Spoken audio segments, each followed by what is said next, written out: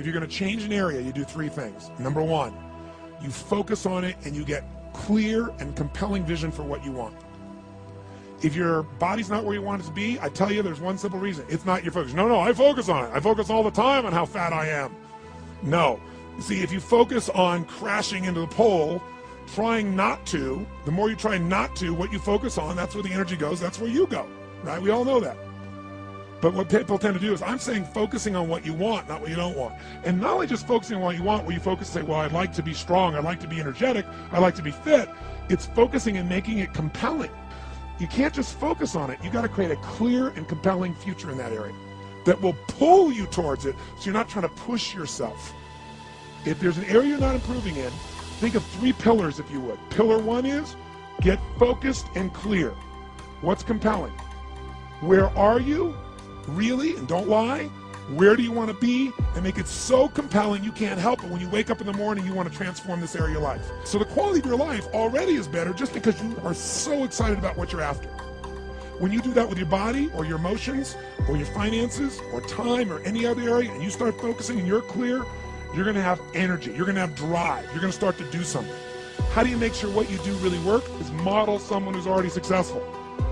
All the tools I come up with, some I've obviously created, but the foundation came by standing on the shoulders of other giants. I went out and found somebody that's already got the result. Why reinvent the wheel? Success leaves clues. Find the best, figure out what they're doing, do that. Alter it, find your view of it, but start with what already is working rather than starting from scratch and trial and error. So emotion is in. If we get the right emotion, we can get ourselves to do anything. We can get through it. If you're creative enough, playful enough, fun enough, can you get through to anybody, yes or no? If you don't have the money, but you're creative and determined enough, you find the way. So this is the ultimate resource, but this is not the story that people tell us, right? The story people tell us is a bunch of different stories. They tell us we don't have the resources, but ultimately, decisions shape destiny, which is my focus here. If decisions shape destiny, what determines it is three decisions. What are you going to focus on? Right now, you have to decide what you're going to focus on. In this second, consciously or unconsciously, the minute you decide to focus on something, you got to give it a meaning. And whatever that meaning is produces emotion. Is this the end or the beginning? Is God punishing me or rewarding me, or is this the roll of the dice?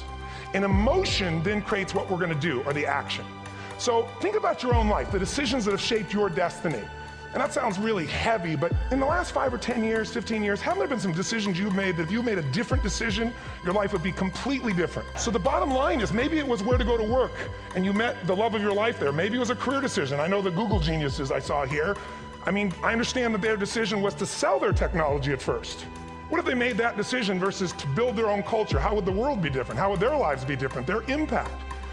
The history of our world is these decisions. When a woman stands up and says, no, I won't go to the back of the bus, she didn't just affect her life. That decision shaped our culture. Or someone standing in front of a tank. Psychological strength. That's the difference in human beings that I've seen of the 3 million I've been around. Because that's about my lab. I've had 3 million people from 80 different countries that I've had a chance to interact with over the last 29 years. And after a while, patterns become obvious. You see that South America and Africa maybe connect in a certain way, right? Other people say, oh, that sounds ridiculous. It's simple. So what shapes you? 2 invisible forces, very quickly. 1, state. We all have had times. Have you had a time you did something and after you did it, you thought to yourself, I can't believe I said that. I can't believe I did that. It was so stupid. It wasn't your ability, it was your state. Your model of the world is what shapes you long term. Your model of the world is the filter. That's what's shaping us. That's what makes people make decisions. When we want to influence somebody, we got to know what already influences them. And it's made up of 3 parts, I believe. First, what's your target? What are you after? Which I believe, it's not your desires. You can get your desires to goals. How many of you got a goal or desire and thought, is this all there is? How many have been there? Say aye. So it's needs we have. I believe there are 6 human needs. Second, once you know what the target that's driving you is, and you uncover it for the truth, you don't form it, you uncover it. Then you find out what's your map, what's the belief systems that are telling you how to get those needs. Some people think the way to get those needs is destroy the world, some people is to build something, create something, love someone. And then there's the fuel you pick. So very quickly, 6 needs, let me tell you what they are. First one, certainty. Now these are not goals or desires, these are universal. Everyone needs certainty that they can avoid pain, at least be comfortable. Now how do you get it? Control everybody, develop a skill, give up, smoke a cigarette? Well, we go for certainty differently. If we get total certainty, we get what? What do you feel if you're certain? You know what's going to happen, when it's going to happen, how it's going to happen. What would you feel? bored out of your mind. So God, in her infinite wisdom, gave us a second human need, which is uncertainty. We need variety. Third human need, critical, significance. We all need to feel important, special, unique. You can get it by making more money. You can do it by being more spiritual. You can do it by getting yourself in a situation where you put more tattoos and earrings in places humans don't want to know. Whatever it takes. The fastest way to do this, if you have no background, no culture, and no belief in resources or resourcefulness, is violence. If I put a gun to your head and I live in the hood, instantly I'm significant. 0 to 10, how high? 10. How certain am I you're going to respond to me? 10. Here's what we really need. Connection and love, fourth need. We all want it. Most people settle for connection because love's too scary. Now, these first 4 needs, every human finds a way to meet. Even if you lie to yourself, even if you have split personalities. But the last 2 needs, the first 4 needs are called the needs of the personality, is what I call them. The last 2 are the needs of the spirit.